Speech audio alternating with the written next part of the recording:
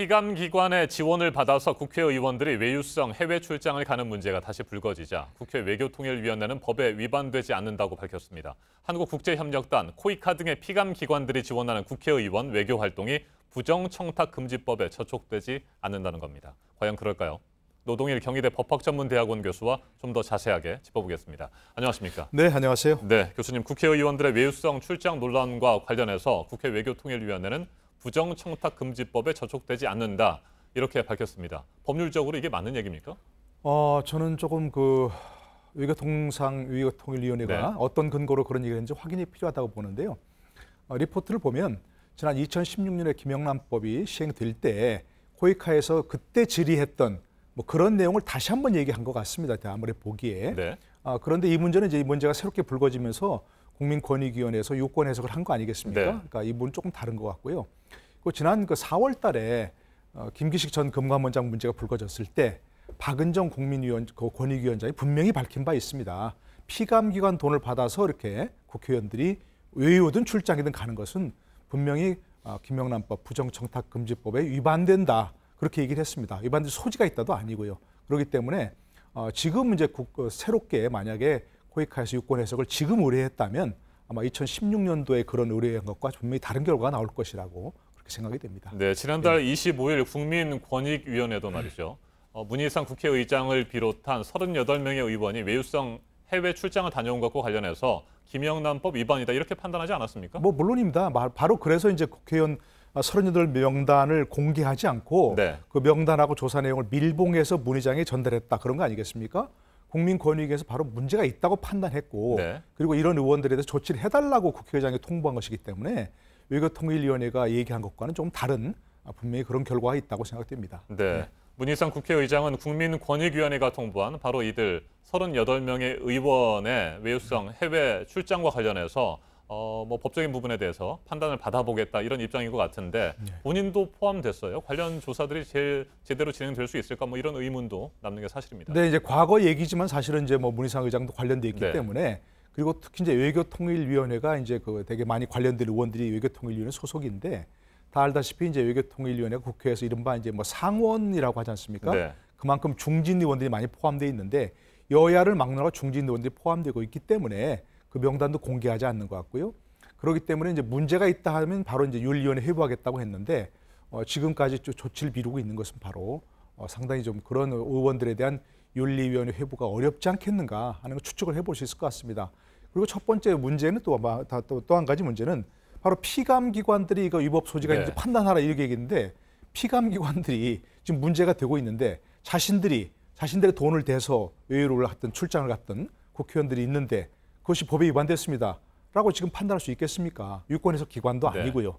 그렇기 때문에 그런 문제는 조금 기대하기 어려운 상황 아닌가 싶습니다. 더군다나 피감기관은 국회의원들과 비교해보면 의례 지위 아니겠습니까? 그렇습니다. 네. 국회의원들이 예산을 세우고 또 집행할 수 있도록 도와주는 사람들이기 때문에 국회의원들의 눈치를 살필 수밖에 없는 그런 상황일 텐데. 네. 네, 바로 이제 문제가 바로 그런 부분이거든요.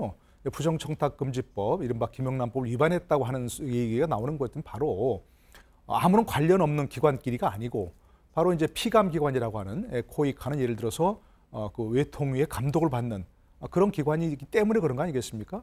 예를 들면 이런 거죠. 제가 이제 지도하는 학생들이 있는데 그 학생들로 돈을 받아가 교수가 그 학생들 활동을 감시하기 위해서 감독하기 위해서 어디 외유를 갔다든가 출장을 갔다든가 하면은 바로 문제를 삼을 거 아니겠습니까? 똑같은 얘기죠, 바로.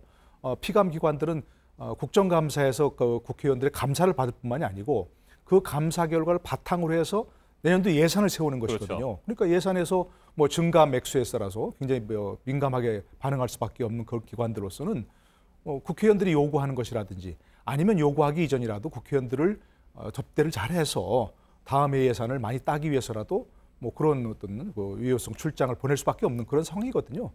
그렇기 때문에 기본적으로 예를 들어서 외통위에서 코이카 활동을 다른 나라에 잘 하고 있는지 그런 걸 감독할 필요성이 있을 겁니다. 그렇다면 그건 업무기 때문에 국회의원들이 스스로의 어떤 예산을 편성해서 출장을 갈 수밖에 없는 그런 상황인 것이지 피감기관 돈을 받아서 그거를 감독하겠다 이런 건 어불성설인 거죠. 네, 한국국제협력단 코이카는 그동안 국회의원 전문 여행사다 이런 별칭까지 받았습니다. 그만큼 국회의원들의 외유성 해외 출장과 관련이 많은 그런 기관인데 실제로 지난 2013년 1월부터 올해 3월까지를 살펴보면요. 코이카의 지원을 받아서 해외 출장을 다녀온 국회의원이 49명에 이르고요. 그 금액이 12억 원에 이른다고 합니다. 이게 다 국민의 혈세로 만들어진 돈 아니겠습니까? 네, 그렇습니다. 기본적으로 이제 코이카라고 하는 그 기관 자체가 국가기관이고요. 그렇기 때문에 국민의 세금으로 운영되는 그런 기관이거든요. 네. 뭐 예산만 해도 8,700억이 넘는 그런 거대한 기관이고 또 활동을 전 세계에 걸쳐서 하고 있지 않습니까? 뭐 그렇기 때문에 국회 외교통일위원회가 기본적으로 이런 기관들의 어떤 감시 감독 하는 것은 뭐 좀 분명히 있을 수 있다고 생각합니다. 그렇기 때문에 외교통위가 어디 뭐 아프리카라든지 뭐 어느 지역이든지 가서 네. 뭐 그런 활동을 제대로 하고 있는지를 감시 감독하는 건 그 자체는 문제가 될 수 없지만 그 비용을 피감기관으로 받는다. 이게 자체가 문제거든요. 그렇기 때문에 앞으로는 만약 그런 필요성이 있다면 이건 공식적인 공무로 인한 출장 아니겠습니까? 국회의원들 필요에 의해서. 그렇기 때문에 정식으로 국회 예산을 편성해서 출장을 나가야지 제대로 감시 감독할 수 있다는 것이고요. 또 한 가지는 사실 그 외유에 나가는 그 의원들 가운데는 외교통일위원회뿐만이 아니라 네. 외교통일위원회 전혀 관계없는 다른 의원들도 같이 나간다는 것이거든요.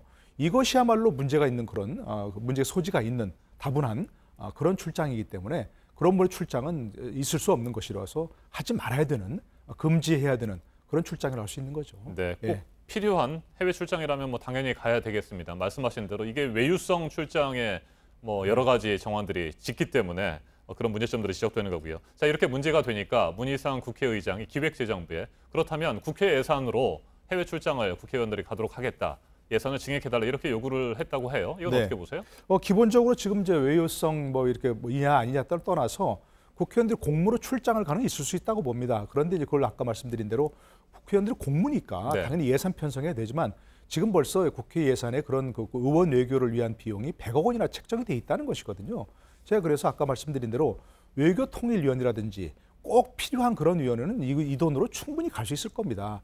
그러나 예를 들어서 뭐 전혀 외통이라든지 이런 해외에 나가야 될 필요가 없는 그런 의원들까지 몽땅 다 회기가 끝나면 바로 다 나가지 않습니까? 그러기 때문에 돈이 모자란다 이런 생각인 것 같은데 그래서 기획재정부에서도 이건 뭐 불필요한 예산이다. 지나친 예산이다 이렇게 좀 거절한 것 같습니다. 지금 국회에서 이제 특활비가 문제되지 않습니까? 네. 특활비는 그야말로 이제 그때 문제가 불거졌을 때 특활비를 어디 썼느냐 이럴 때 뭐 이래서 입법 활동이라든지 정책 활동에 썼다 하면은 그건 특활비 특수 활동비를 쓸 게 아니고 바로 업무 추진비 같은 걸 편성해서 써야 할 그런 국회의 정상적인 활동 아니겠습니까? 그러니까 그런 특활비를 이런 의원 외교 활동이라든지 꼭 필요한 그런 예산으로 돌리면 충분히 가능하지 않을까 그렇게 생각하게 됩니다. 알겠습니다. 노동일 교수님 말씀 잘 들었습니다. 네, 고맙습니다.